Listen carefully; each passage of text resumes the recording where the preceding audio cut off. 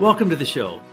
Today we're going to be talking about the book Grappling with Evil with my good friend John Barnwell. How are you today, John? Oh, I'm doing better and better as we speak. So this book, which the front cover is done by Chuck Andrade, by the way. There we go. Isn't that pretty? Doesn't that look ominous? Well, that's how we all feel. And the big question that I'm asked all the time is, are we going to win? Is evil going to win, or is good going to win? And so I think that's how we can take this much deeper.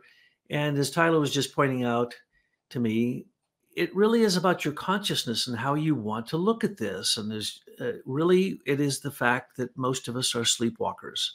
We do not know what we're doing. That's why so many people have to go to a psychiatrist, psychologist, or a counselor to just reflect to them what it is they're doing. And what do people say? We've been counselors for how many years, how many decades, John? And when you tell somebody something and they're like, yeah, I knew that. Well, why didn't you do anything about it? Well, it was the most obvious thing. So I just kind of thought someday I would do something about it.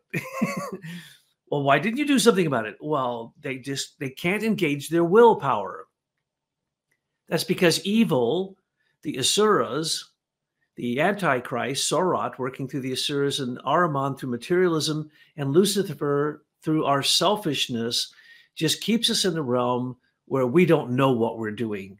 Our I am is bouncing all over, from our hurt toenail to our hangnail on our finger to how's my hair look today? What does any of that matter in the long run? The question is, what are you afraid of? I can tell you right now, I just asked myself the question, and it is true. What a strange question to ask myself.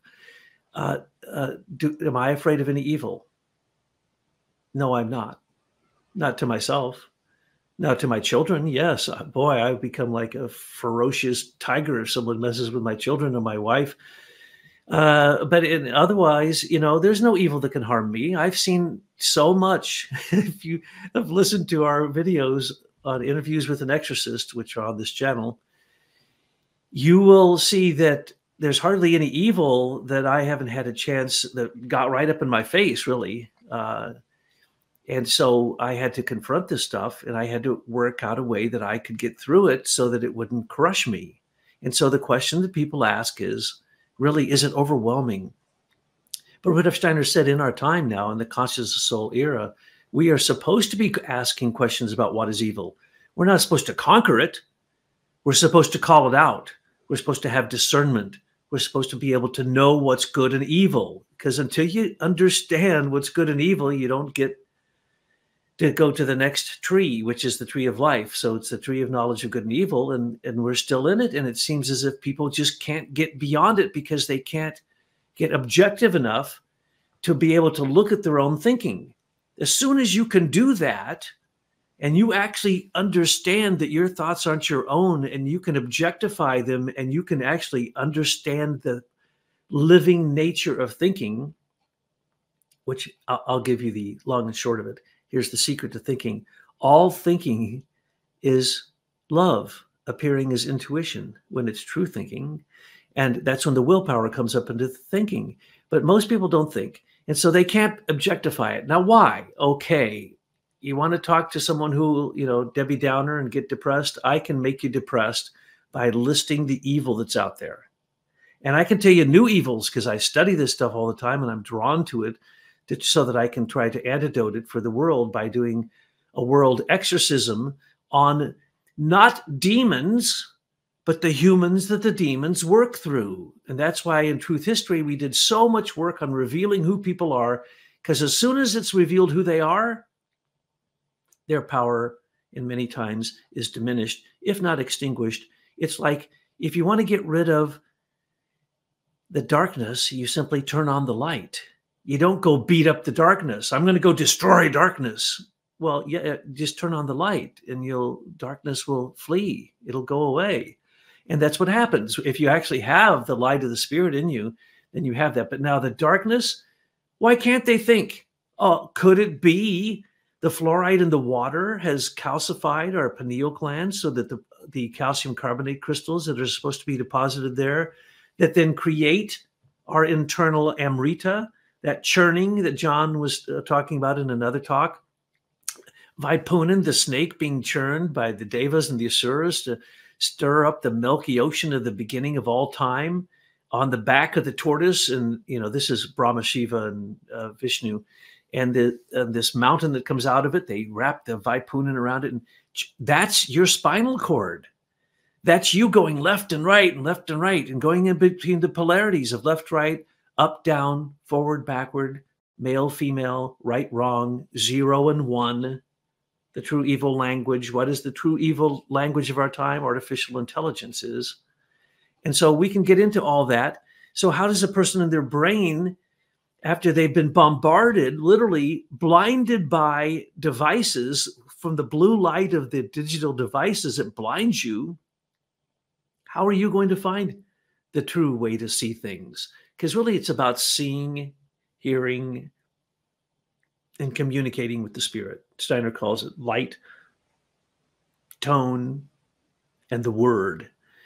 Tibetan Buddhists call it light, sound, and speech. And if you get the understanding from your heart to understand this speech, then everything that speaks to you could either be, depending upon your mindset, evil or good. I can look out at the goose that's out here on my property, the 2 geese. I know what they're going to do to my plants. So I could consider them to be evil. I could get a gun and shoot them. Or I could look at how beautiful they are. Just what a glorious being these Canada geese are. I mean, they are astounding, amazing, loud honkers too. But you can see anything as good and evil. So what are you going to do? Well, don't drink tap water from a city because it has fluoride water. Fluoride, it's not even fluoride, by the way, folks. It's a fluoride derivative from chemical reactions that is actually an acid. And so what is put into the water now? Well, graphene oxide, templated graphene oxide, quantum dots, or all the different types of graphene oxide. Graphene oxide is the most amazing thing created in the modern world. There is no such thing as that cannot have graphene oxide applied to it to make it more effective. Why? Because it's carbon. We are carbon. We are spiritual carbon created beings. Spirit uses carbon. But if we make man-made carbon and we put it in our food or the air or the water or anything else, what happens? It creates a different being inside of you, a different carbon-based being, a man-made carbon-based being, and it starts to build, it self-constructs, it's self-motivated, it's self-replicating, and it actually is templated, so it is pre-programmed. What can it do to you? Oh, any infinite amount of things. But it's toxic in every form, but it's used in every single industry that there is. There is nothing. Every few days, I see something else made by graphene oxide where you go, wow, they just made the strongest boat hull, the hull of a boat from graphene. How about, have you seen the new guitars, John, made out of graphene oxide? And they can tune them once they get them made. They can tune the guitar so that it has a perfect tone. Okay, so what we have is things in our environment that we're unconscious to. We're sleepwalking around all this stuff, whether it be electricity, poisons, toxins, foods, the depletion of the soil, the depletion of enzymes, on and on and on. We can go into all of that. So what's the one answer? Discernment. Discernment starts with your head usually, and then it goes to your heart, and then you have to make judgments.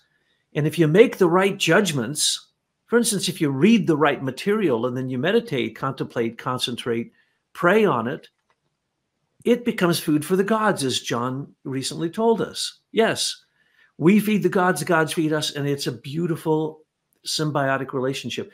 But if you get caught up in the evil, and I don't get caught up in the evil, I always go to, oh, beautiful evil. Good job, demons. You've hid yourself pretty well, and you've worked through some very people that you have stolen their souls and their spirit. And in some cases, you even have stolen the bodies of people who don't have spirits. But the point is, you're not going to defeat us. There will always be that part that is spiritually keeping up with evolution. what Steiner calls, and it's a terrible word to use in these days, progressive evolution. So if you are with progressive evolution, you're not falling back and being a laggard, retarded, Luciferic being, and, or other different names. You could turn out to be all kinds of different elemental demons and all kinds of things if you wanted to. Sure. Why would you be less than a human?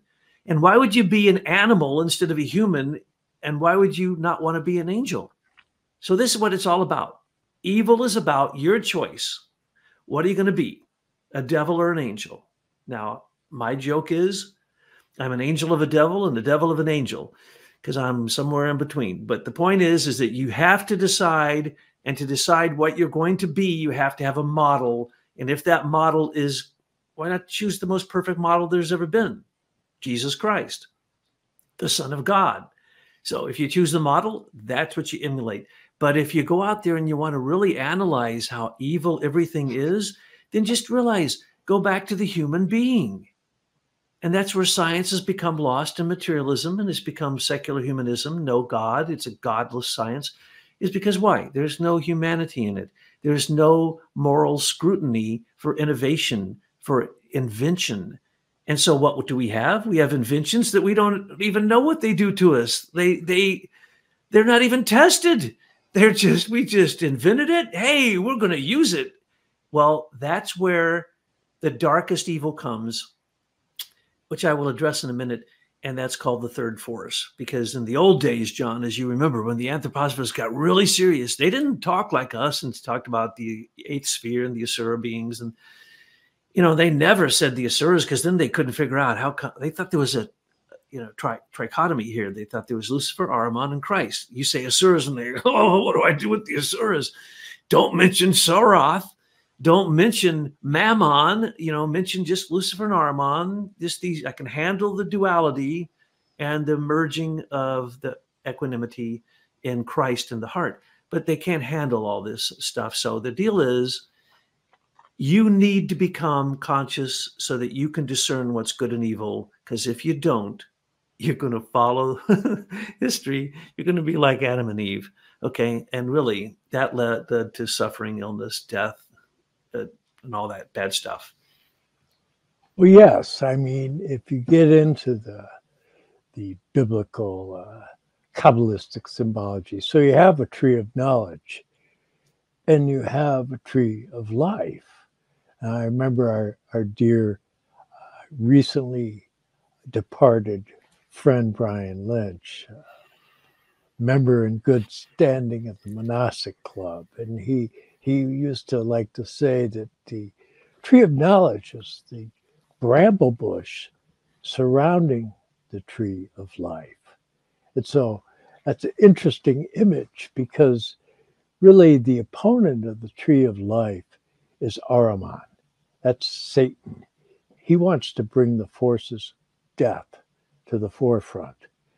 Whereas the bramble bush, that's that stickly, selfish realm of Lucifer. And what he wants is he wants to capture all the light for himself. He wants to be the light bearer. And he is a light bearer. But as long as one is not approaching it with that christened authority, that impulse that comes from Christ and Christ only, it becomes this quest for selfish self-fulfillment. Whereas Ahriman would just lead you into granulation and death. And the battle for the soul. Christ is being re-crucified. Again, he was crucified in the physical realm. He came once in the physical realm. Now he's in the etheric realm. He's being re-crucified by materialism, by Ahriman. And as you've said recently, in 1840, materialism really took hold. And there was a war in heaven. And some of these beings were sent down to the earth. But then the Archangel Michael came in 1879, because at the turn of that century, in 1900, it was the end of 5,000 years of a dark age called Kali Yuga. So since 1900, as I've said so many times, the gates of heaven have been opened and the gates of hell have been opened. And so you have to choose which way you're going. And if you're standing still, then you're going backwards, like in Lewis Carroll tells us. We can't stay still. We have to go forward. And to go forward, you have to be watching what other spirits are doing and seeing where the spirit is bringing new revelation. So we can't get caught up in the past. Now, this can be looked at from many ways. I just saw a new lecture. I read a lecture of Steiner's every day now, a new lecture that has been translated. And he said something in the complete opposite way. Usually you think of Ahriman coming from the future, bringing fear and anxiety. And Lucifer's in the past, hanging on to the fact that he did bring the light down into the ability for humans to think. But he wants to also make you excarnate or think that you're the only one who thinks or that your thoughts are your thoughts. They're not.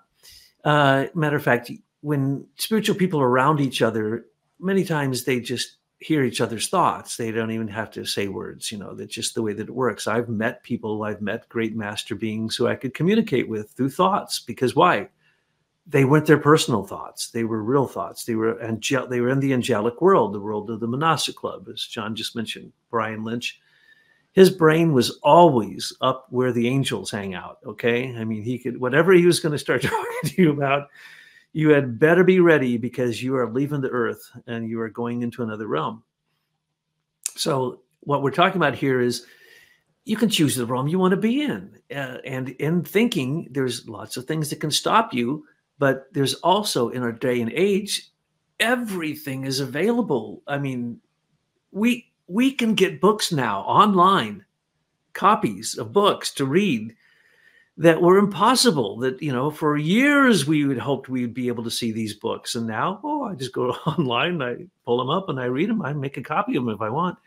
So you have all the knowledges out there. But how about that fact that there's absolutely cognitive dissonance because there's too much knowledge out there? So what happens when you go on the internet? What are you going to hear?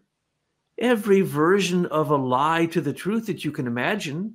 And since we know that the old bureaucracies, the older the bureaucracy, the more evil it is generally. The old what they tell us, what they call our conspiracy theories are in fact truth. But what they tell us, they're not even conspiracy theories. They don't have a speck of truth. They're the opposite. And so we live in this age when it's okay to lie. Matter of fact, you're expected to lie so you can get ahead in capitalism. Oh, by the way, there's no capitalism. There's never been capitalism. There's never been a free market. The experiment in America failed. It failed at the American Revolution. We are not a free nation. We are not sovereign. The World Health Organization, especially through the new pandemic laws, will take what was the pandemic and all preparedness laws and take it to the infinite degree. Because why? They have to take away our sovereignty. And what are they really fighting for now, folks? The real evil is not just war. Because as you know, there's nothing you've been told about what happened in the Ukrainian war that you were ever shown proof for, was there? No. Most of it was two different versions of lies from one side or the other, or maybe from a third side. But what we do know is that the truth has never been told. And so war in today's age is not war at all. It's an economic situation, usually based upon oil. As we all know, we can find, I can go over the oil details of why the Ukrainian war started, why it's going on, what's going to happen. All predictable. Those are the old gods that were turned into demons, and those are the war gods. But there's these other gods now that are demon gods, demagogues, bad gods. These are demons, and they're in the laws. So the law I just quoted, that law takes away our sovereignty. So what we have now is the choice. What are you going to do about that? Well, you could believe that the politicians from the two parties are going to fight until the good wins. Or you could have discernment and realize there's a uniparty and that it's all planned and it's staged and it's really bad theater at this point. So if you don't believe that evil is out there, then just talk to somebody with some discernment and they'll tell you, they'll show you. So then everyone wants to know, how do I get out of the fear and the anxiety that the evil is going to get me, whether it's by air, by water, by land, by mineral, by food, by humans, by war, by whatever. Here's the deal. Evil works through humans.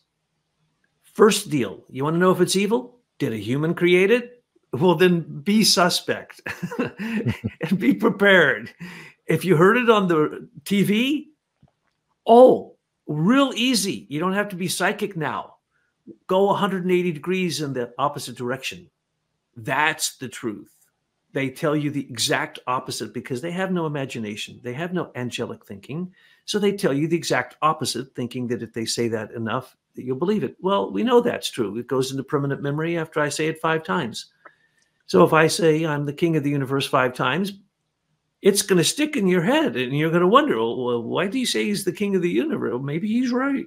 Well, that's all you have to do. We learned that from, well, then in 1969, folks, I'm sorry, I will depress you if you didn't know this. Every single major corporation and every major politician uses subliminal programming, silent subliminal programming, SSP, since 1969. You've never seen a commercial from a major corporation that wasn't brainwashing you. It doesn't exist. And this is all law. Propagandizing America, that was Obama era. The NDAA, the National Defense Authorization Act, made it legal to propagandize America for the current administration's policies. Well, they change from one president to the next, which means it's just like the storybooks tell us. History is rewritten for us every minute. And if they wanted our opinion, they'd give it to us. We don't get to have an opinion. And weak people have zero opinion. But strong people have the victory story of the apocalypse, which basically means that you look down. If you're wearing a white tunic, if your heart is pure, you've already been redeemed. The rest isn't going to affect you unless you let it affect you. No demon can affect you. No evil can affect you. And if you're careful and have discernment, you can keep evil out of your body. So I don't drink any city water. Never have. I haven't watched television for so many years. I never would. I would not even look at a television. Why would I? It's programming, even me.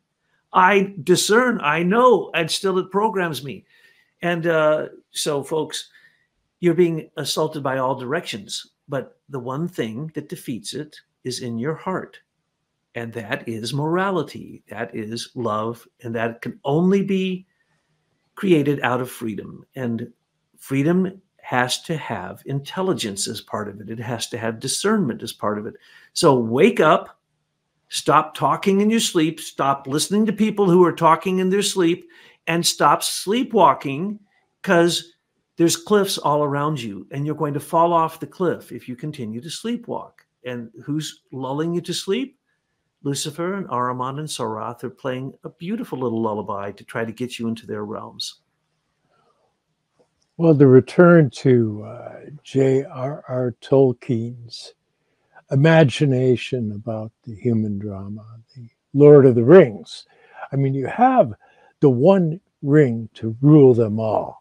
And you have Gollum, and he's this weird creature, and he covets this ring, and he's obsessed with it. And so who is this Gollum? Well, it's you if you don't get it right. Basically. Thank you, my precious. Yes, because basically what happens, Rudolf Steiner is very clear about this. He says that people that use cleverness in selfish pursuit of their goals, that what happens is that when they reincarnate, well, they're not clever anymore. They have to come back as really simple souls so that they can receive an education of the heart forces, that they're bereft of heart forces, or they wouldn't have come up with the ideas that they have regarding what they think should be done in this world.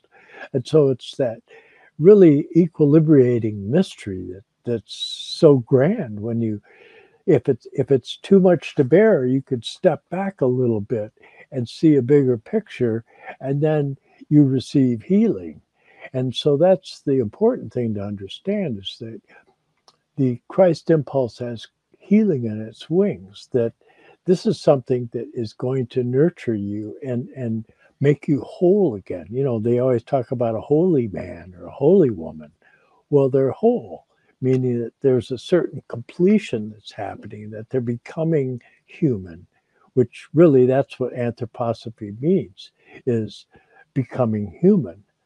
And when we look at this more closely, we see that we have been given the opportunity to be the redemption of this whole legend of the fall. You know, that uh, Michael knocked the stone out of the crown of Lucifer, and that stone fell to earth and was fashioned into the Holy Grail that received the blood of Christ. It was carried by Joseph of Arimathea and buried at Chalice Well in Glastonbury, according to legendary accounts. So, what is that story trying to tell you? And what's so fascinating about this, and Rudolf Steiner develops so many of these types of themes because they're healthy. That when you pursue the mythic history of mankind, that there's encoded in these myths the imaginations that can nourish you and carry you through the dark times of challenge. And so when we look at that, when we look at the Holy Grail, we see what it is. And on one level, you could say the Holy Grail, well, that's your skull. And that's the stone that the builders rejected, because really your skull, that's the past, you know, that's what you've already gone past. That's the overripe aspect of your humanness.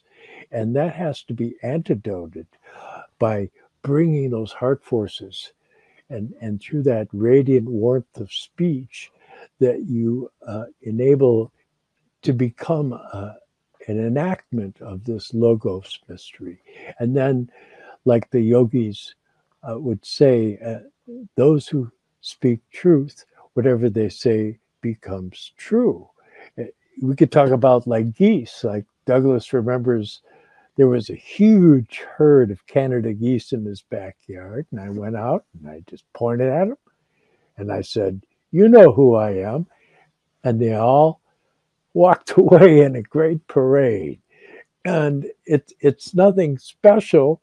It's just a recognition of that's the way things are, that we're down here and we do have sovereignty, that we really are in the center of this thing, and that through the realization of that, but not I, but Christ in me. I am so glad you brought up Lord of the Rings and Gollum, because I wanted to talk about, how do you say it? Homunculus?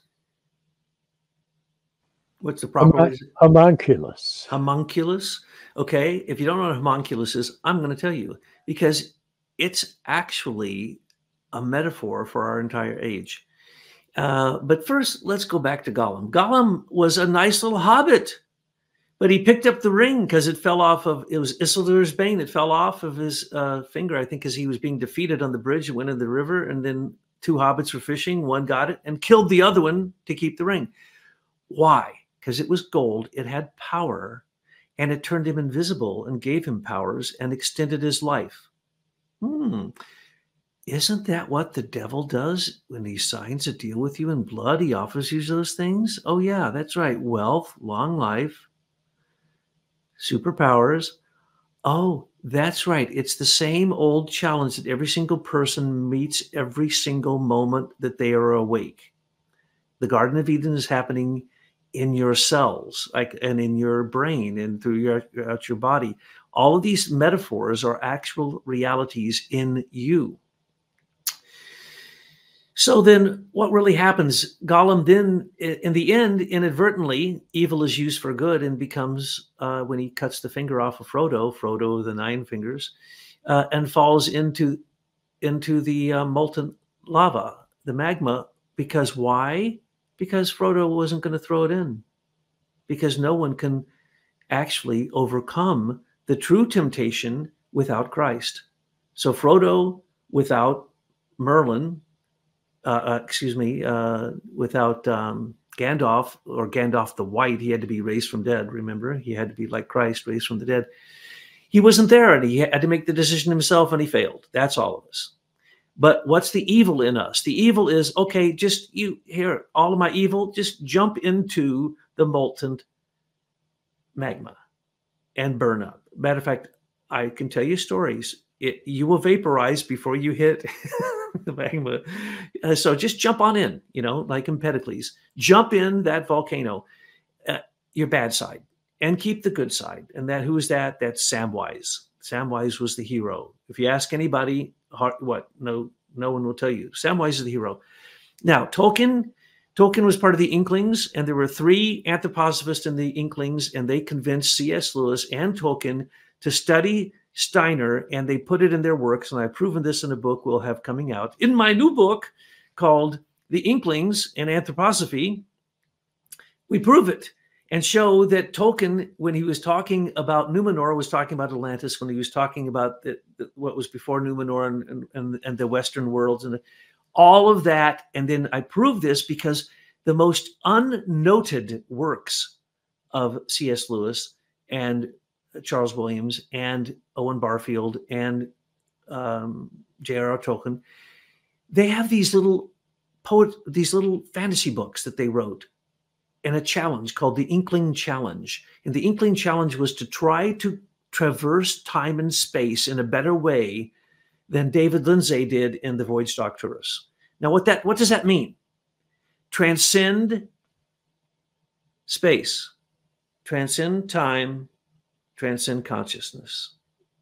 That's light, sound, life. It always comes back to very simple things. And if you have discernment and just a little bit of what I'm now calling a spiritual scientific common sense, you can look at these things and you can see them for what they are. And then they have no power over you.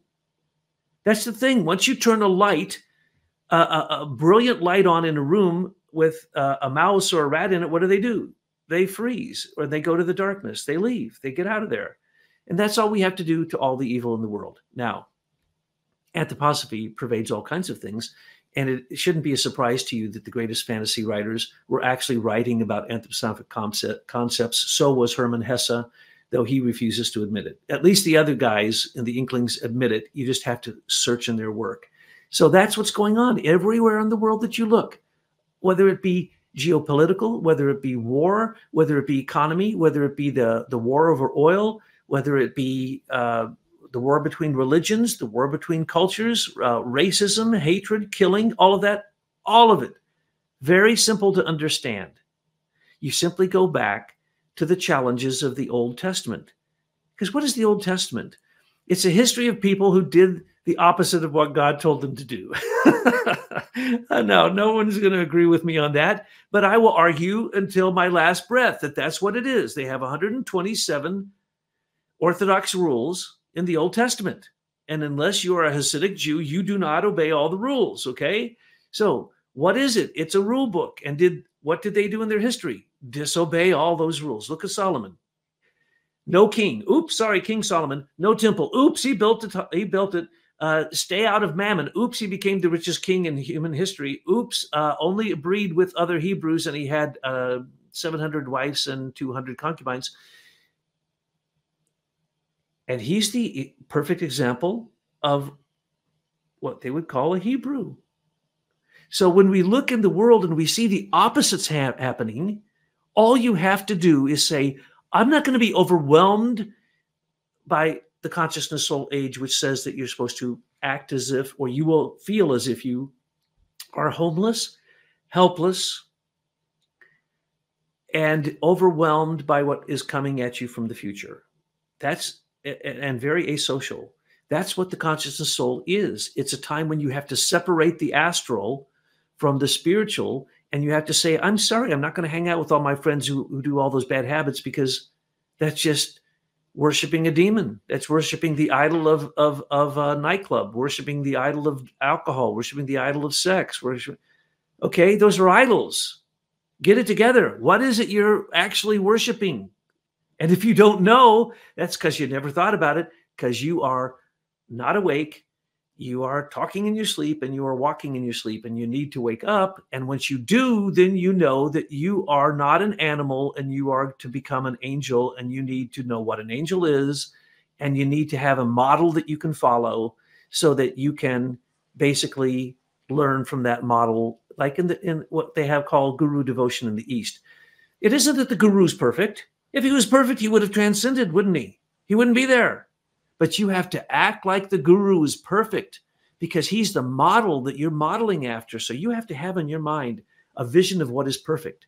And so in some forms of spiritual development, it's called deity worship. You become the deity. How the deity smells, how the deity acts, everything the deity said, all this, and then you become it. Are you really that deity? Well, not really, but yes, you are, because you're in resonance with it. So in this world, you can walk out and walk through hell, and it will not affect you. Why? Because you have an aura that is 100 times more powerful than any elemental or any demon. Okay?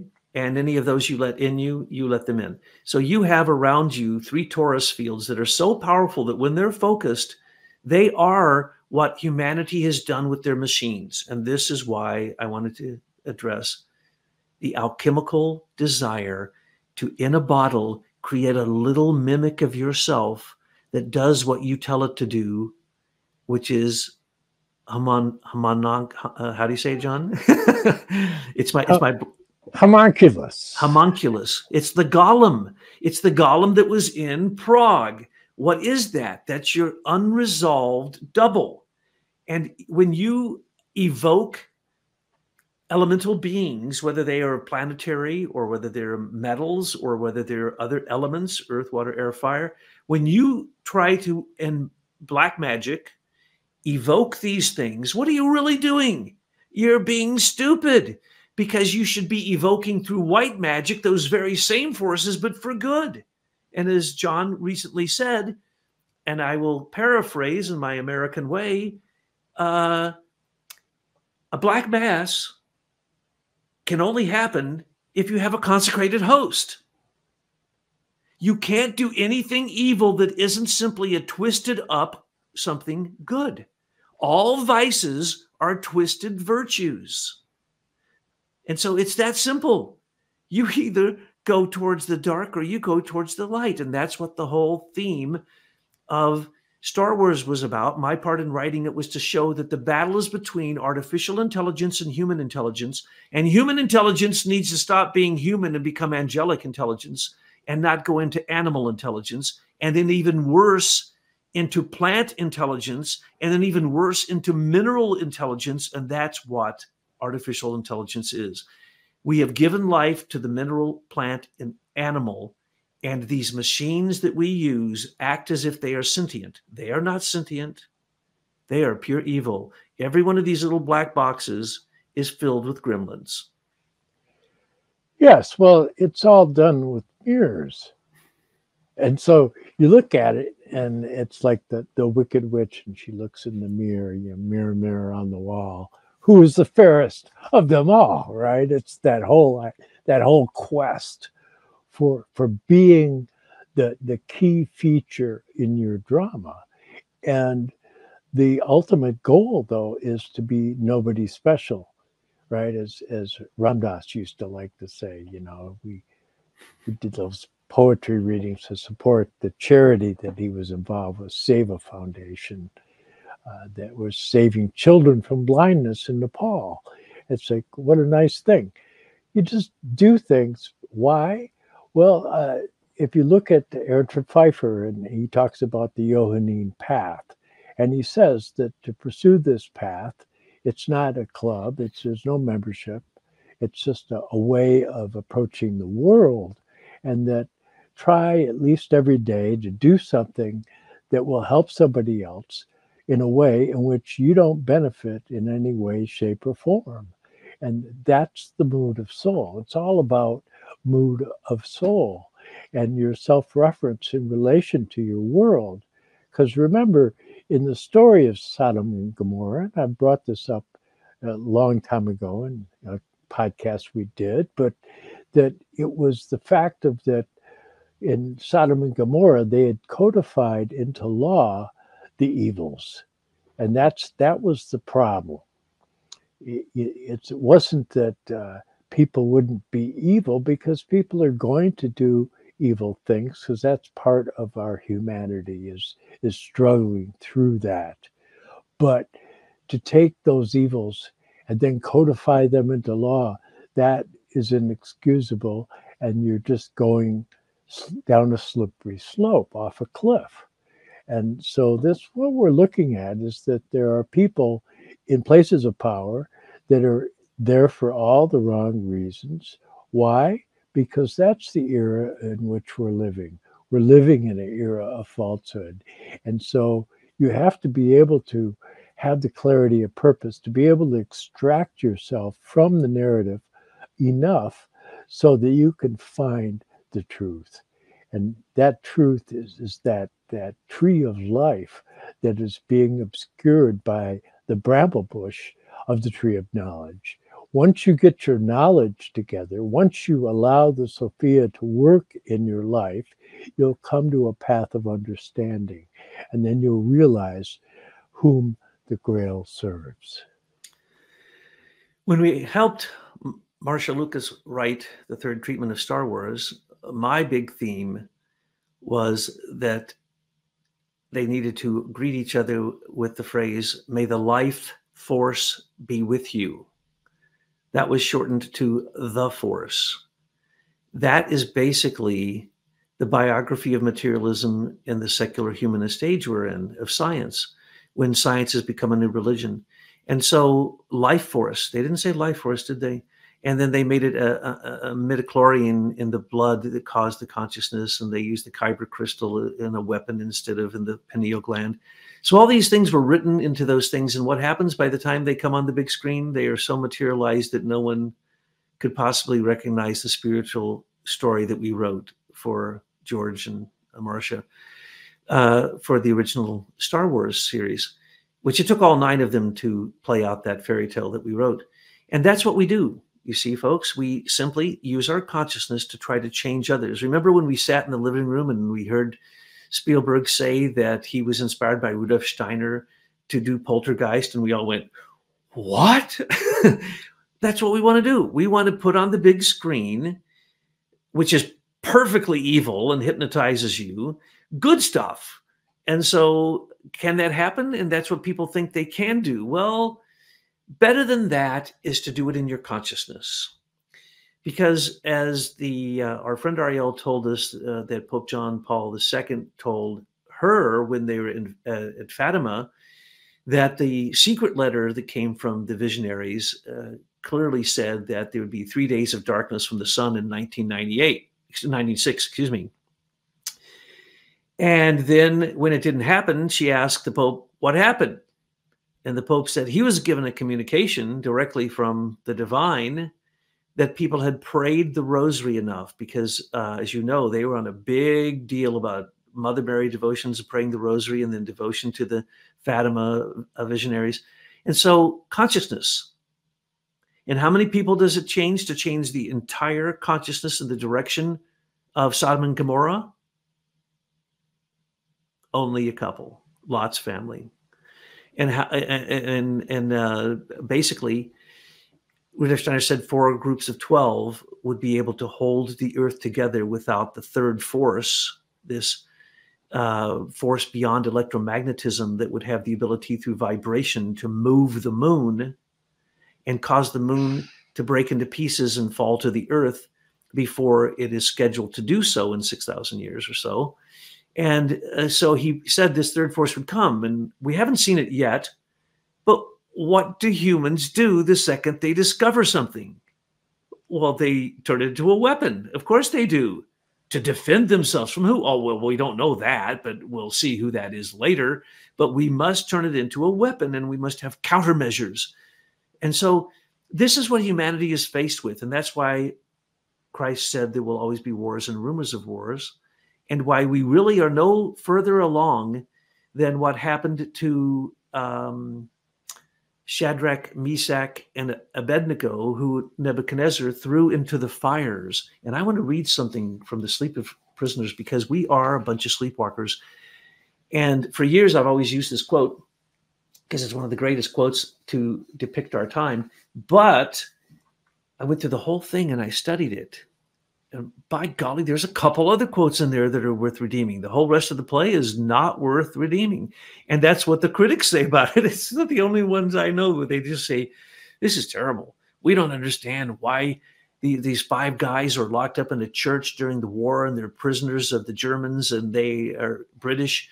And then they go through trying to sleep and not sleep and talking in their sleep and walking in their sleep. And they become the actors who act out Cain and Abel, Absalom and King David, Abraham and Isaac, and Shadrach, Meshach, and Abednego being thrown into the fire. And you're going, and the critics go, what is this? This is crazy. This means nothing. He's just kind of reviewing what he half knows about the Old Testament. No, this is where we're at. We haven't left the Old Testament law and gone to the one law. And that one law, of course, is to simply love God with all your heart, your mind, your soul, and your strength, and love your neighbor as yourself. The Old Testament laws, you can't keep track of all of them.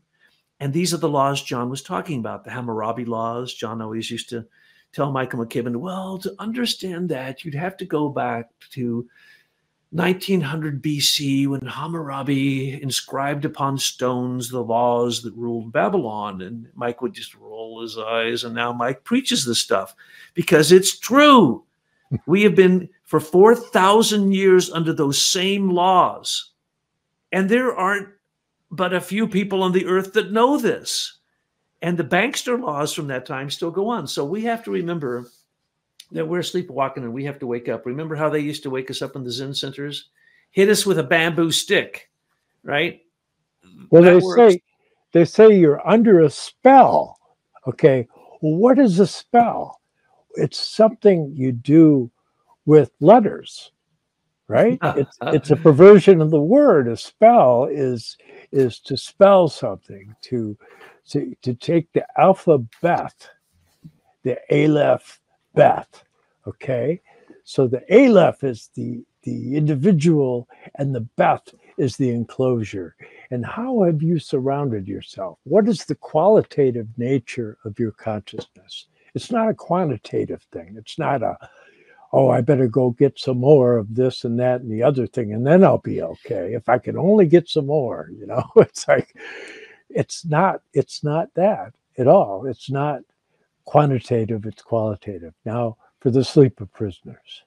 Oh, yes. Well, in the Sleep of Prisoners, the whole thing is crazy. You can't make any sense of it. As a matter of fact, at one point, I think he says, our sleep has gone to our brains. We're mad. Well, hello. That's exactly what's going on in the Western world, okay? And then they get thrown into the fire because they wouldn't worship Nebuchadnezzar's idol. Oh, well, that's not good. I'd probably give in and just say I obeyed and believed. I didn't want to be thrown in the fire. And Nebuchadnezzar turned the fire up 7 times hotter than ever before. Oops, not so good. And then he looks in and what's happening? They're not burning. Their clothes aren't burning. And now he sees someone walking amongst them. And what does the scripture say? It says it's the Son of God, sometimes called a watcher, a guardian angel or an angel, and sometimes called the Son of Man, but generally interpreted as the Son of God has come down to walk in the fire with them and basically save them. So in this Old Testament version, and in the minds of so many people, very simple, true-hearted people, they believe that God's Son will save them, and that is true. But you need to do a little bit on your own. You need to do a little help out that Son of God, because the 3 men in the fire. Well, they believed. They were true believers, and they believed in the Most High, and He sent His Son. And then Christopher Fry says some of the most brilliant things I've ever heard anyone say. He says the following in describing the flames leaping up around them. They say, Shadrach, Meshach, and Abednego, say, "Look how intense the place is now with swaying and troubled figures. The flames are men, all human. There is no fire. Breath and blood chokes and burns us. This surely is unquenchable. It can only transform. There's no way out. We can only stay and alter." That's the best advice I could give anybody. Those flames, first I say, look, is it man-made? Well, then don't blame God. It's man-made. What did you expect? You can always expect the worst of humans who are making money off of it, created it. They want to be the people who make that automaton, that little image of themselves in a vial that they can control. And that's why the obsession with robots. That's how we got computers. That's how we got machines. That's how we got your iPhone. That's how we got all that stuff. It's humans thinking they're gods and they're creating something that's going to work as a slave for them. Do you realize what an evil thought that is? And yet, when was the last time I thanked my phone? And the millions of people that went in that will work day and night for decades to create the programs that make this run so that I can think that it's my phone. It's not my phone. This is a device that is stealing the humanity from you if you do not consciously thank it, be grateful for it, and go on. And then later, they say the following. First, let me skip to something else. Christopher Fry says this, and I think it's ingenious because I'm going to end with that last quote, which many of you know anyway. This one, he says, they're trying to figure out, well, what do we do? We're in this fire. What are we going to do? And somehow the Son of God inspires them to say, good has no fear. Good is itself whatever comes. It grows and makes and bravely persuades beyond all tilt of wrong, stronger than anger, wiser than strategy, enough to subdue cities and men. If we believe it with a long courage for truth.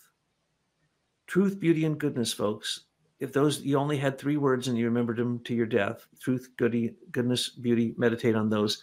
Goodness can, we were just told by Christopher Fry, can conquer all this. And then he says this beautiful thing. He says, oh God, the fabulous wings unused, folded in our hearts. Our hearts can take wing and fly to heaven. And that's a fact. And then he says, one of the most beautiful quotes I know from any play and maybe any poetry, except for the Comte de Saint-Germain's philosophical sonnet, is what he says here. The human heart can go to the lengths of God. Dark and cold we may be, but this is no winter now. The frozen misery of centuries breaks, cracks, begins to move. The thunder is the thunder of the flows, the thaw, the flood, the upstart spring. Thank God our time is now when wrong comes up to face us everywhere, never to leave us till we take the longest stride of soul humans ever took. Affairs are now soul size. The enterprise is exploration into God. Where are you making for?